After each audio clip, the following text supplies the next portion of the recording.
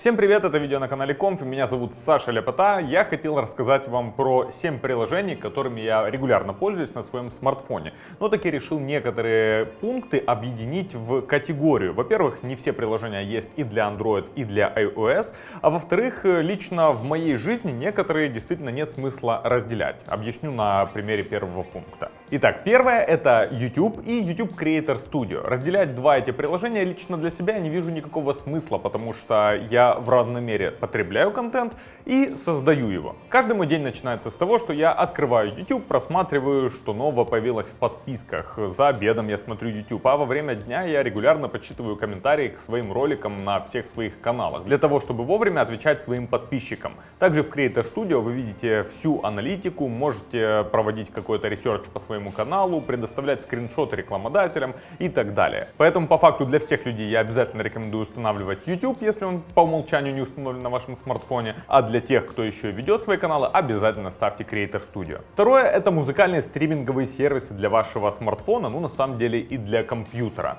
Это то, чем я пользуюсь постоянно, и вообще мне сегодня сложно представить себе человека без музыки, как в принципе было и во всю историю человечества. И сегодня для потребления музыки существуют замечательные сервисы, к примеру Apple Music и Google Play Music. В наших краях я рекомендую использовать именно один из этих двух сервисов, потому что, к примеру, Spotify у нас попросту недоступен, и для того, чтобы им воспользоваться, нужно пройти много граблей. В этих стриминговых музыкальных сервисах вам не нужно покупать каждый альбом или трек по отдельности, и тем более, упаси боже, воровать. Это и сложно, и неправильно. А тут вы просто платите небольшую месячную абонплату и загружаете себе на устройство все, что вам угодно, в любом количестве. К примеру, я слушаю музыку всегда и везде, даже во время написания этого сценария. На тренировках, за рулем, пока иду в магазин, пока хожу с тележкой по магазину, в офисе и так далее. Я использую Apple Music и на iOS, и на Android. Хотя было время, пользовался и Google Play Music. Просто в Apple Music некоторые альбомы появляются раньше, но самое главное, что у меня есть еще и экосистема Apple, то есть у меня iPhone, у меня MacBook, у меня AirPods,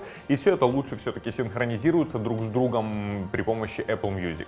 Третье это две категории, Instagram и Twitter, и здесь уже каждый для себя решает, что конкретно ставить. Ну понятно, что Instagram это по-любому официальный клиент, чтобы иметь доступ ко всем возможностям, а вот Twitter я бы официально не использовал. Если у вас Android смартфон, я рекомендую установить Flamingo, а если iPhone, то конечно же Tweetbot. Я объединил эти две социалки в один пункт, так как и одну, и другую использую по одному сценарию, когда хочу отдохнуть и отвлечься от работы или какой-нибудь другой рутины. Только Twitter я читаю как фид новостей, а Instagram рассматриваю как фотовыставку. Ну и вообще Instagram, как вы знаете, это моя самая любимая социальная сеть, даже лучше, чем YouTube. В ней я реально расслабляюсь, и более того, сюда я тоже создаю свои фотографии и, по сути, свою маленькую галерею. Четвертое, конечно же, Telegram. Про него я недавно снимал видео, рассказывал вам, почему Telegram лучше, чем все остальное на свете, где вы можете чатиться, и в нем я осуществляю все свои переписки, включая самые важные деловые. У меня там есть несколько важных чатов внутри моей компании, а также я завожу чаты под каждую задачу. К примеру, если есть проект, в котором участвуют несколько человек, я объединяю их, и мы можем совместно все быстро решать. Тут удобные файлы передавать и просто вести дискуссии, а если нужно, можно и созвониться. Ну и, конечно же, каналы, куда без них. Фактически, это теперь моя основная газета, где я потребляю весь интересный контент. И создаю, к слову, тоже. Пятое. Gmail или какой-нибудь другой почтовый клиент.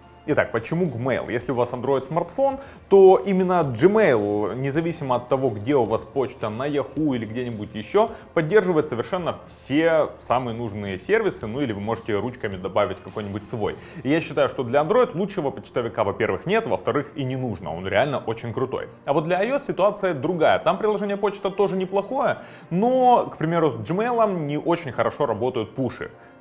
От слова вообще не работают, поэтому я рекомендую устанавливать Spark. Как бы почту я вам показывать свою не буду, иначе придется просто все направо-налево блурить, и зачем вам смотреть просто на смартфон с заблуренным экраном. Но я думаю, что все понимают, что это самый старый, самый проверенный, надежный и привычный всем инструмент для того, чтобы коммуницировать с людьми по работе, с сотрудниками, с вообще всем миром, мне кажется, написать в магазин, написать кому-то запрос по предоставлению визы, и вообще все, что угодно сегодня решается через почту в первую очередь, поэтому это одно из самых важных приложений, которое должно быть на вашем смартфоне, причем на главном экране, и обязательно с пушами, чтобы вы ничего не пропустили того, что требует вашего внимания прямо здесь и сейчас. Шестое — это трекер активности. Я использую Garmin Connect, но также могу советовать Strava или Runkeeper. Garmin Connect подходит тем, у кого, собственно, есть гаджеты Garmin, потому что сам по себе сервис не трекает ваши активности, как тот же Runkeeper или Strava. Если в двух словах, то это сервисы, которые трекают ваши тренировки, и потом вы можете собирать с них данные по активностям. К примеру, сколько вы пробежали, за сколько пробежали, как много поднимались, куда поднимались, смотреть карту, делиться с друзьями и так далее. И это на самом деле не просто цацки-пецки, потому что для того, чтобы совершенствоваться, вам надо знать хотя бы с чего вы начинали. Ну и, конечно же, я всем рекомендую заниматься спортом, но подходите к этому с умом. Лучше посоветуйтесь для начала с теми, кто уже давно этим занимается. И седьмое — это Google Photos. Я считаю это одним из самых лучших сервисов, которые вообще были созданы для смартфонов, для интернета, для компьютеров. И этот сервис должен быть у всех, и все им должны научиться пользоваться. Конечно же, для вашего удобства. Более того, если у вас Android смартфон, то Google Photos уже предустановлено по умолчанию, прямо из коробки. А если у вас iPhone, то придется загрузить его из App Store, оно бесплатное. Google Photos позволит вам безлимитно хранить все ваши фотографии и видео, причем в разрешении 16 мегапикселей и 1080p соответственно, вообще бесплатно. Но это не только хранилище, это еще и удобнейший поиск по фотографиям и ассистент. К примеру, если вы хотите найти какой-нибудь мост, вводите слово «мост» и видите все мосты, что вы когда-либо снимали. То же самое велосипеды, дождь, шторм и так далее. Киллер фича для меня — это распознавание лиц. К примеру, мои дети на секундочку распознаются с момента их рождения и вплоть до сегодняшнего дня. И я нигде их не отмечал. Сервис сам распознает, что это один и тот же человек. Это очень прикольно, когда вы можете посмотреть любого человека в любой момент времени, что вы были знакомы. Ну и как я сказал, это еще и ассистент. Если все ваши фотографии чаще всего просто хранятся где-то на винчестере и ничего не делают, и вы к ним никогда не обращаетесь, то здесь сам сервис вам подсказывает: посмотрите, каким этот день был тогда-то, тогда-то, и что вы делали там-то, и где вы были в это время и так далее. Это очень круто. Конечно, друзья, я мог бы делать не топ-7, а топ-20, топ-30, но это только потому, что я power-юзер, и некоторыми приложениями я пользуюсь узконаправленно. К примеру, у меня штук 10 фоторедакторов, которые я использую постоянно, и вам, скорее всего, все они не нужны. У меня есть еще и видеоредакторы и игры.